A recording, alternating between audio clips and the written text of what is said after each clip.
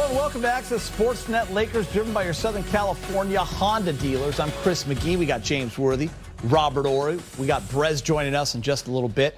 Mike Trudell and Allie Clifton will be handling the post-game interviews. Who had the Kings game without Braun, AD, Caruso, and Gasol as one of the more entertaining games of the last 4 weeks, right before the All-Star break? It was an entertaining game. It really was. If you want to just watch guys play basketball at its purest, you see that guys moving the basketball, guys playing good defense. It was a fun game to watch. Even though the Lakers lost, it was still enjoyable. I know fans want to win that game, chance to steal it right there without your star players. It's great to see guys get minutes. But, James, basketball, a lot of fun, a lot of scoring. Yeah. Guys getting minutes, guys getting shots. Without AD, without LeBron and Caruso, the players that remain playing, they want to prove that they can play, and they want to prove they can probably win a game against a team that had been struggling in Sacramento. And they did everything they could. They played very hard. The stats are almost kind of even. Free throws, field goal percentage, three. But the one guy they couldn't get to shot 7, I think, from 11. Yeah. From behind the 3 when they really needed to lock down. He was the only one really that kept them in the game. And the Lakers were playing well enough to overcome and maybe push up a lead, but they just couldn't find Buddy Hield. And he lit them up in the third and fourth quarter for some big threes that kind of elevated them. I mean, interesting that you talked about kind of the even stats. Yeah. I mean, the Kings shot 60%, which is way too high. Yes. Lakers shot 53, but they both made 12 threes. Points in the paint was 64-62 Kings, basically tied in fast break points. Technically, they made 11 threes because you know what? I want to show that, was actually. on the line. Buddy Hield in the second quarter with 8 minutes and 30 seconds left, and who knows what difference this makes in the game. It's a different game, right, if you take away that point. But check this out, big game, James. And they showed it a couple times, during the broadcast. Oh, we don't have it. I thought we had it. I'm sorry. But it's funny how I thought he told me we had it. Yeah, when you look at that situation and they go back and they usually review things like that. I think these refs, I know one of the refs, Curtis Blair. Yeah. We got drafted together with the Rockets, and he was such in a hurry to get out of Houston that I'm sure he was such a hurry to get out of Sacramento Kings building again, because they didn't even review that. They always review. They always review it. It was in the second quarter. And they didn't review it. And my thing is, what the hell's going on in New Jersey? Yeah. We're always, spending 2 hours over there looking at a play. You're trying to see if Caruso should have a flagrant for a knee going up on a layup. If they're that, concerned about it, listen, and they're calling New Jersey from all over the world to get answers on the replay, why can't they see that and correct that? That makes the game. That makes the game. I think we're all just excited it's All-Star break. But I'll be honest with you. Listen, the refs had a really rough week. Yeah. There's no question about it. But you know who had a good game? Dennis, Kuz, and Montrezl Harrell. They combined for 79 points, season highs for all of them, except Trez actually tied his season high. How about this? A double-double for Kuz and Montrez, 26 and 12, 25 and 12. Schroeder also gets a season high 9 assists. So nice to see those guys get to be a big part of the offense and deliver, Rob. We always talk about that. When guys are able to step up and get more shots, you can see what they're capable of, because we know what Kuz can do because he's done it when AD's out. We know what Dennis Schroeder can do, and we know what Montrez do, but to do it all three together was amazing, because Schroeder came out on fire, Kuz came out on fire, Trez came out on fire, and that lets you know that this team has some high-power offense. Just think about that. If they share the ball like this with AD and LeBron, because that's the five that should be finishing every game for the Lakers. And the way they can score and the way they can compete defensively, they're amazing. They're going to be hard to stop once they can I think they still need time to gel together, because you got two new guys they still trying to learn, in Trez and Schroeder. Yeah, listen, you got the greatest guy in the game in LeBron James having the ball to in the games. It's great to have a guy like Dennis Schroeder with you. You know what I mean? Yeah. Big game James that can create, take a little pressure off of you. You can then cut to the basket. You can spot up for a three. I mean, it changes the Lakers at the end of games. Absolutely. I mean, he wanted to start. He wanted to, develop into a full point guard, doing everything, defense, offense, passing, and he's done that. So I think LeBron watching this game, AD watching this game, it's something for them to look at and maybe make, some advice to the coach. Maybe we should do this. Maybe we ought to try this, because great players don't win MVPs and they don't win, championships without having what we saw tonight. We saw some really supportive players without their star players. And what Rob said, what they had to do, they had to move the ball. They had to, cut. They had to play team ball, because they just didn't have that one ISO player, with the exception of Shooter from time to time when he was able to blow by his man. You saw some highlights of Kuz right there, and we talk a lot about Kuz, and people always want more from him, and you have to realize where he fits and how much he eats in this offense when Anthony Davis and LeBron James are there. And it's hard for people to wrap their heads around. When these guys don't play, you see like, wow, here's Kuz when he can play free, get 17, 18 shots. James, he goes for 25 points. It was nice to see Kuz get that kind of production. And he had a great look that we're going to show right now to tie the game. He almost hit it. Yeah, we talked about that, I think, in the last game. We talked about why Pope only got a couple of shots and why somebody else only got 2 or 3 shots. Same thing with Kuzma. When AD and LeBron are there, it's just the volume of shots that they don't get. But when you give them opportunities, especially Kuz, who's been playing well, a double-double guy, even with AD and LeBron, but you give him opportunities like this, and he becomes the guy. He becomes kind of the go-to guy, and he always answers the bell. Listen, Rob and I we all talk about this, but you played with Shaq and Kobe. All you guys, you have to fit in to play with 2 stars to win championships. Everyone has their role. We saw the Lakers were great at that last year. Everyone talked about who's going to be the third guy. You have LeBron James, Anthony Davis. Everyone else just needs to fit, play a role, play good defense, hit big shots when called upon. But when Shaq and Kobe didn't play, Rob had a good time. You don't want it all the time. You don't want it all the time, but sometimes you want to be the head of the table and eat too. So it's amazing how people don't understand. I was talking about this earlier with some friends of mine, that the people in the NBA are great athletes. Yeah. Sometimes they take a back seat because they have big dogs. They have to take a back seat too, and people don't understand how well they can shoot.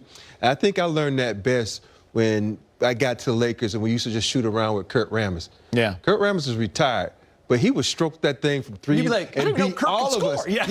And you don't notice because guys know their role. They say, that's not my role. I need James to score. I need Cap to score. I need Magic to score. But if you need me, I'm there for you. I'm going to score. And people don't understand also how hard it is to sit back like this and watch the game, let these two and all of a sudden then they count on you to make a shot. At the end, they're like, well, we need you to do this. But I haven't gotten my rhythm. So these are specialists. I call Kuz a specialist. I call Matthews a specialist because they don't get an abundance of shots. But when you're there and you need them, they knock down shots. And that's the hardest thing to do. So when people sit back and call these guys bums and they can't play, they're not getting an abundance of shot to put up the numbers. But if they did have those shots, it's not the system they they're could in. put up the numbers. So, yes, yeah, I remember you telling me this, and it surprised me that it wasn't until later in the 80s, like that 87, 88 season, when you started to feel like you could get yours, especially 88, right? Like you were 6 years in. Here's the first thing I had to realize. It blew my mind because I come into the game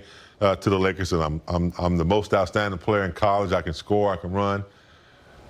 We would never allow Magic to play Isaiah Thomas or Stockton or one of those quick guards. We wouldn't do it. We put Byron on him. So the one thing I had to learn when I started, I had to play 2 guards. Yeah. Drexler, Dumars, guys like that. And so from a small forward to, just defense to take the pressure off of Magic because we needed them in the fourth quarter. And then later on, when Kareem got a little older, Rouse came to me around 1986 and 87. He said, okay, we need you to do what you can do. Cool. And so, you play that role. Lakers didn't need me. They had just come off of 2 out of 3 championships. They had Bob McAdoo sitting over there, Cooper.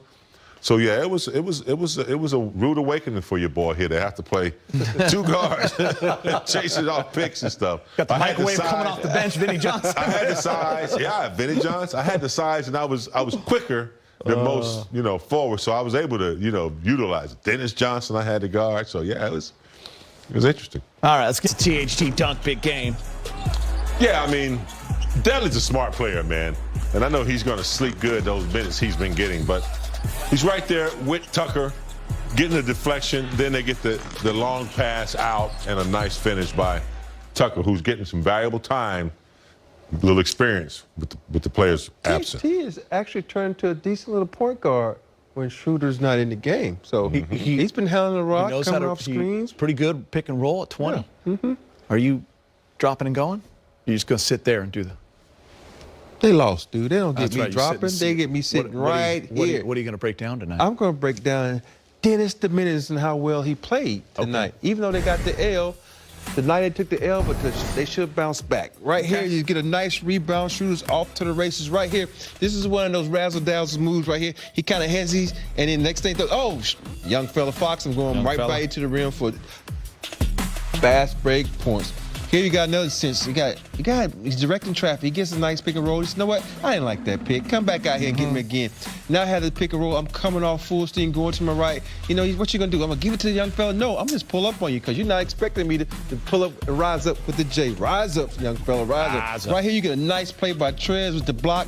Off to the race. Schroeder, he says, give me the ball. I'm going to get it back to you. He pulls Buddy Hill over right there. Kuz raises up for a long two. Stop behind the three-point line. One of my biggest pet peeves. Don't shoot a long two. Right here, you got another situation where Trez does a little handoff, nice little pick and roll. And here's where you come with the razzle-dazzle, as they would say in my movie Stripes, right here. Look at him come off right now. You think I'm going to go up and rise up? Well, you know, I'm going to go between the legs to Trez, who's going to finish in the paint strong with a two-hand dunk. Right there, Schroeder at his best, doing a little bit of everything. Scoring, rebounding, 360 at his best right there. Hall of Famers giving you the Kings shot 60% for the game. Highest by any Laker opponent this season. Frank Vogel is now speaking with Mike and the media over Zoom.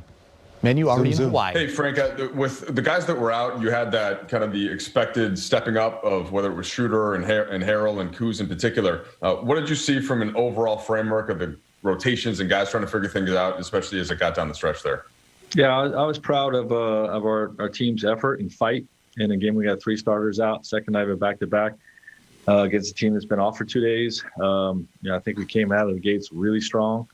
Weren't able to sustain our defensive, proficiency throughout most of the game, in particular getting stops down the stretch. But I thought our effort, and willingness to play for each other with 26 assists, trying to play team first basketball was really at a high level tonight. And I'm really proud of our guys, even in the loss. Frank, and not to dwell on it, but Spectrum showed a Buddy Hield 3 from the second quarter a few times. I just wondered if that got to you and if you got an explanation. Yeah, we told the officials about it. They said they turned it into Secaucus, and then they gave us some excuse that too much time had passed, that they can't reverse it at that point. So, when you got a 1-point game down the stretch, that's very disappointing that they weren't able to look at that. But that's what they told us during the game, or after the game or during the game. They were telling my assistants. Dave. Frank, was there any real-time communication with the guys who are out, LeBron, AD, Mark? Are they checking with you guys at halftime? Or are they passing any word on to the team after the game ended? No. And follow McKinney. What gave you the idea? I know you guys were undermanned, but the idea to give him extended minutes tonight, and what do you think of his performance? Yeah, well, he's a good player, and he's been sort of buried with our depth here. But he's maintained a great attitude, been a true pro, coming and get his work in every day, really trying to show what he can do in the practices or pickup games, guys playing off days. And, we've been looking for an opportunity to get him in there, without, some planting one of the rotation guys. And, tonight was the night. So it was a good opportunity for it. And I thought he played really well, especially crashing the boards, made a couple buckets for us, played solid defense, and, really made a case for more minutes. Kyle. Frank, maybe I don't even ask about this, but except for, last night there was a game where officiating played a big role. But between, the review today that you were just talking about, the tech on Trez, which appeared to us to be related to calling and one, seems very common. Are you surprised in the last 2 games by the way officiating has affected the games? No, I don't worry about the officials. It's out of our control. And just an unrelated follow-up. How was this loss received in the locker room? Were guys sort of like, you know what, we're ready for break, or were they legitimately disappointed that they had let it go? Guys are hurt. They're hurting. They competed their tails off. They fought hard enough to get a win, and the ball bounces on the rim 3 times. And with the game on the line, we have a couple putbacks right there. Just weren't able to close it out, but our guys wanted to win this game very badly, and they're disappointed. Bill? Hey, Frank. Breaks have been so few and far between for you guys over the last 18 months or something. 8 days in the grand scheme of things isn't a lot, but does it feel like that could be a really meaningful stretch for your guys? And what's the most important thing for your players to do with that time? Yeah, it's they're going to meet with the sports performance team, to talk about not deconditioning too much, but making sure that they're getting the appropriate rest. And 8 days does feel like a long time. For me in particular, it feels that way, but I think our whole group is welcoming this break. And we're going to have to just make sure we're only going to have one practice before we start playing games again. So the not deconditioning and the making sure that guys are able to get appropriate work, and the 2 or 3 days leading up to our return, that's an important part of this break here. But definitely a welcome break for all of us. Dennis, off the screen and roll. How's that little pass right there? Big game. Yeah, kind of a, I don't want to say a no look, but it was a quick between the legs, pocket pass with the left hand. I don't think they saw that one coming, but a willing passer.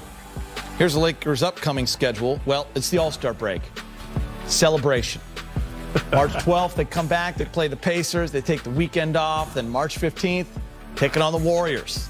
Then Minnesota on the 16th. That's a back-to-back, Rob. And then the Hornets. LaMelo Ball. And the Charlotte Hornets. Rookie of the year? Probably. Yes. I also like Tyrese Halliburton, who didn't play tonight for the Kings. He'll be second. He's my number 2, but LaMelo's kind of running away with it. Brez, what are you looking forward to in the second half, man? Got some keys for me? Yeah, kind of like a post-game little three-point play here, guys, and I definitely want to get your interactions on a couple of them. But first of all, the most important thing for the Lakers, number one for the second half of the season, it's pretty self-evident. Got to stay healthy and got to stay away from COVID, obviously. Lakers have been pretty good in the latter category, a couple isolated incidents. Caruso missed a little time because of a COVID situation, as did Schroeder and Marc Gasol right now. But the injury bug has not been so kind. Obviously, we just saw AD there.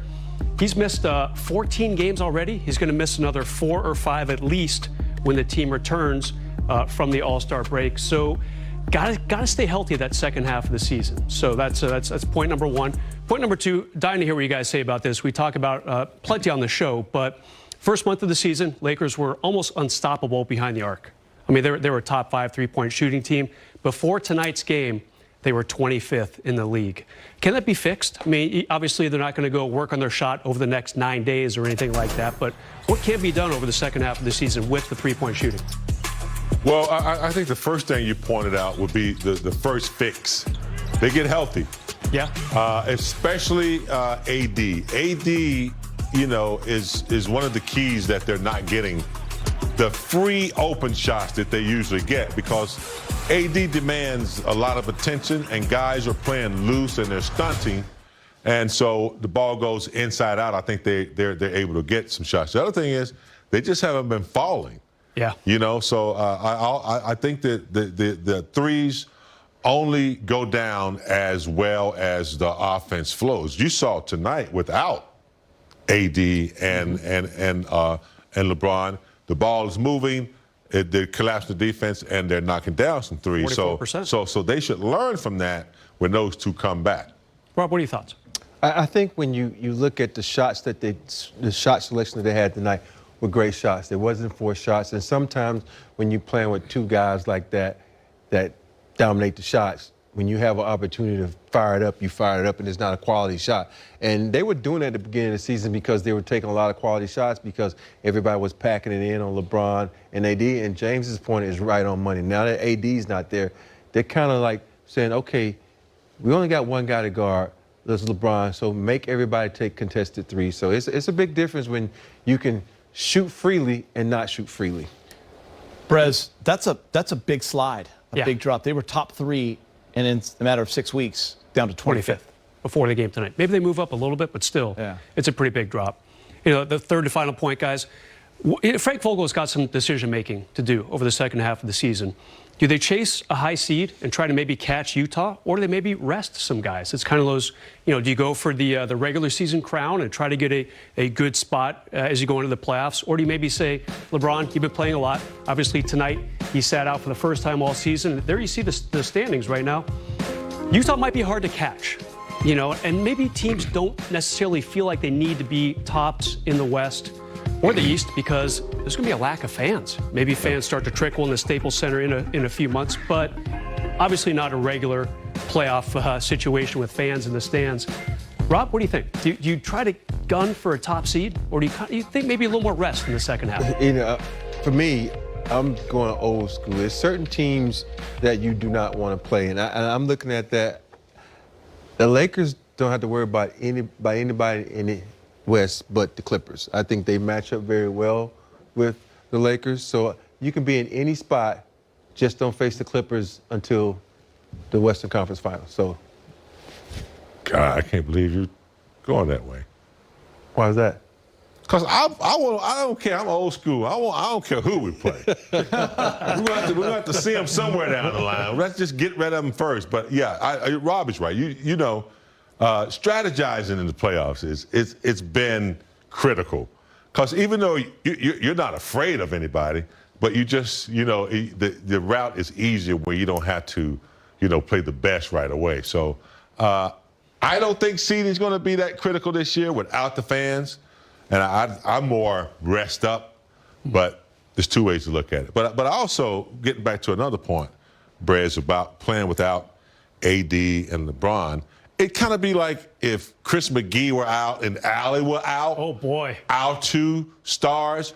Yeah. Rob, you and I, we could do the show. Yes, you could. But it just wouldn't be like Emmy type show. You know what I mean? See, I was trying to get to the chair first. Yeah, it wouldn't be. I It would be would the same. pay whatever you want to a charity. Instead of getting the Emmys, we'd be getting like plungers for the plumber. You know, it'd be different. But we could get a show done in an hour. We want the hosts. And a couch I want segment. you guys to host a pre and post. I'm going to go home, get a bottle of Sasakaya. Ooh, Do it right. going expensive. I love that. I'm going Me to and get a bottle LeBron. of tequila. Go to LeBron's house and watch. By the way, great 3 points right there. You know, Brett. just looking ahead a little bit. All right, more to come on Access. Dennis Schroeder, season high, 28 points, 9 assists. Hey, Kuz, I wanted to kind of fast forward to the fourth quarter, and you guys were going back and forth. What were you noticing about the way you and Dennis and Trez were getting shots and then trying to get stops in this new configuration, a lineup that you haven't really spent much time together with? I think the offense wasn't really the issue. It was obviously a little bit of the defense.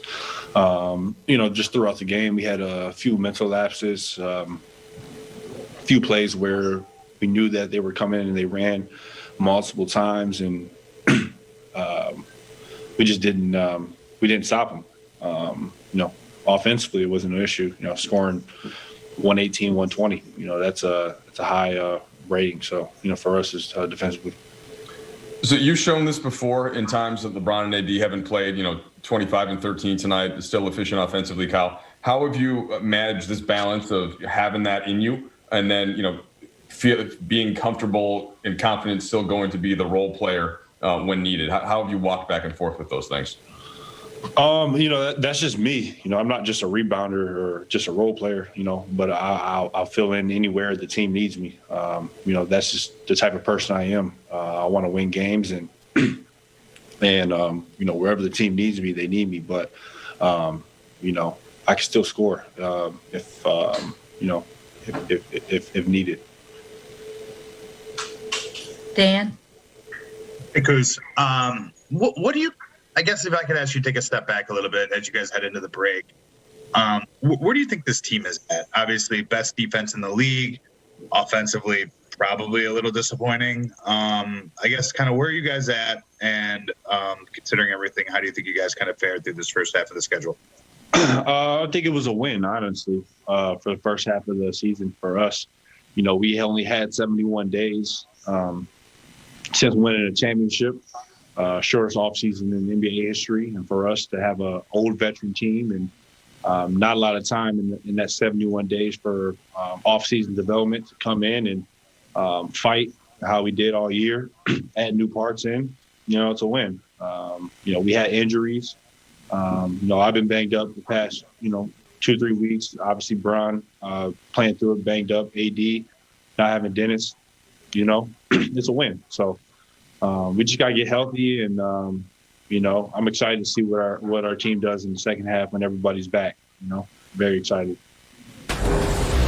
Still to come on Access, KCP had a perfect shooting night, 4 for 4 from the field, 2 for 2 from 3. The Lakers are headed to the All-Star